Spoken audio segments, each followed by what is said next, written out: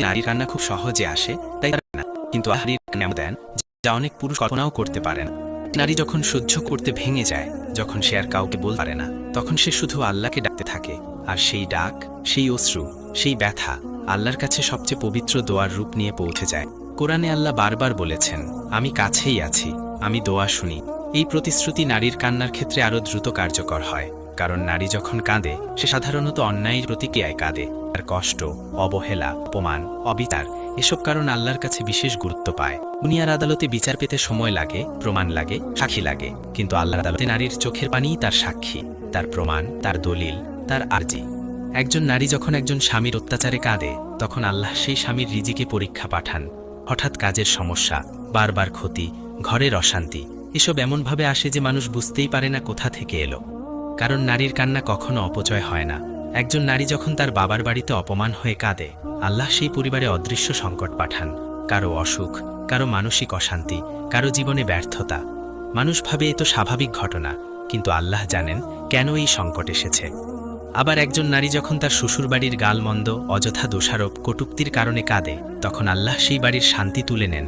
কারণ যেখানে আল্লাহর এক বান্দির উপর জুলুম হয়, সেখানে আল্লাহর বরকত থাকতে পারে না। এটি আল্লাহ চিরন্তন আইন। নারীর চোখের পানির এমন শক্তি আছে যা পুরো পরিবারকে বদলে দিতে পারে, যদি সেই কান্না আসে ব্যথা আর অন্যায়ের কারণে। নারীর কান্না আসলে আল্লাহর কাছে সাহায্যের আহ্বান, আর যে আহ্বান আল্লাহর কাছ থেকে ফেরে না। অনেকে ভাবেন নারী শুধু আবেগে কাঁদে, তাই হয়তো এই কান্না আল্লাহর কাছে তত মূল্যবান নয়।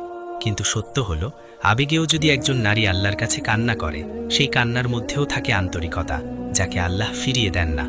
কারণ নারীকে এমন হৃদয় দিয়ে সৃষ্টি করা হয়েছে যা ব্যথাই দ্রুত নরম হয়, আর সেই নরম হৃদয়ের দোয়া খুব দ্রুত কবুল হয়। দুনিয়ার অনেক বুদ্ধিমান পুরুষ বুঝতেই পারে না কেন তাদের জীবনে বারবার সমস্যা আসে। সবকিছু ঠিক থাকার পরও কেন মন খারাপ, কেন সম্পর্ক ভেঙে যায়, কেন শান্তি নেই। কারণ তারা জানে না, হয়তো তাদের কষ্টের পিছনে আছে একজন নারীর লুকানো কান্না, যে তার কষ্ট প্রকাশ করতে পারেনি, কিন্তু আল্লাহর কাছে চোখের পানি দিয়ে বলেছে। আর আল্লাহ কখনো ভুলে যান না। আল্লাহর কাছে সবচেয়ে ঘৃণ্য কাজগুলোর একটি হলো মজলুমকে কাঁদানো। আর নারীর কান্না, সেটা যদি অবিচারের কারণে হয়, সেটি সরাসরি অপরাধ হিসেবে নথিভুক্ত হয়। তাই একজন পুরুষের উচিত তার পরিবারের নারীদের সম্মান করা, তাদের কথা শোনা, তাদের ব্যথা বোঝা। যে পুরুষ নারীর চোখের পানি থেকে শিক্ষা নেয় না, সে আসলে নিজের আখিরাত নষ্ট করছে। আবার যে নারী কাঁদে কিন্তু আল্লাহর কাছে দোয়া করে, তার জীবনে নিশ্চয়ই পরিবর্তন আসে। হয়তো আজ আসে না, কিন্তু কাল আসে। কখনো দেরিতে আসে, কিন্তু আসে। কারণ আল্লাহ কারো কান্না অবহেলা করেন না। নারীর চোখের পানি শুধু দোয়া নয়, এটি আল্লাহর কাছে সোজা আবেদন, যা দুনিয়াতে ফিরতি জবাব পাঠায়। কখনো রুহের শান্তি, কখনো ভালো রিজিক, কখনো নিরাপত্তা, কখনো সঠিক মানুষকে জীবনে পাঠিয়ে। আর কারো উপর অন্যায়কারীকে আল্লাহ ধ্বংস করে দেন স্থিরভাবে। এটাই আল্লাহর ন্যায় বিচার।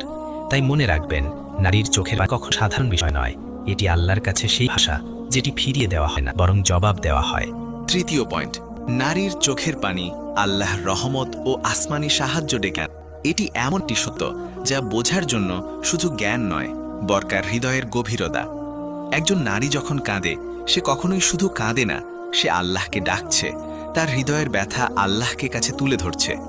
মানুষের কান্না দুই ধরনের, একটি দুনিয়ার মানুষের জন্য, আর একটি আল্লাহর জন্য। আর নারীর কান্না সাধারণত আল্লাহর দরবারের দিকে যায়, কারণ মানুষ তাকে বুঝতে না পারলেও আল্লাহ তাকে বোঝেন। স্বামী যদি না বোঝে, সমাজ যদি মূল্য না দেয়, পরিবার যদি তার ত্যাগ ভুলে যায়, তবুও আল্লাহ তার কান্নাকে এক মুহূর্তের জন্য অবহেলা করেন না। নারীর চোখের পানি এমন এক আমল যা আল্লাহর রহমতকে নামিয়ে আনে বাড়িতে, পরিবারে, জীবনে। পৃথিবীতে যত নারীরা রাতের অন্ধকারে কান্না করেছে, প্রত্যেকটির কান্না আল্লাহ শুনেছেন। কোনো কান্না অপচয় হয় না, কোনো ব্যথা অনাদরে পড়ে থাকে না। একজন নারী যখন কাঁদে, তখন তার হৃদয় নরম হয়।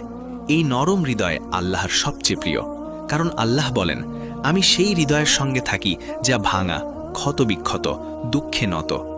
নারীর চোখের পানি সেই নত হৃদয়কে আল্লাহর দিকে আরও টেনে নিয়ে যায়। আর আল্লাহ যখন ভালোবাসা দিয়ে কারোর দিকে ফিরে তাকান, তখন তার জীবনে এমন দরজা খুলে যায় যা মানুষ কল্পনাও করতে পারে না। এমন অনেক নারী আছে যারা বছরের পর বছর কেঁদেছে, অপমান সয়েছে, অবহেলা সহ্য করেছে, কিন্তু একদিন আল্লাহ তার জীবনে এমন রহমত পাঠিয়েছেন যে সে সমস্ত কষ্ট ভুলে গেছে।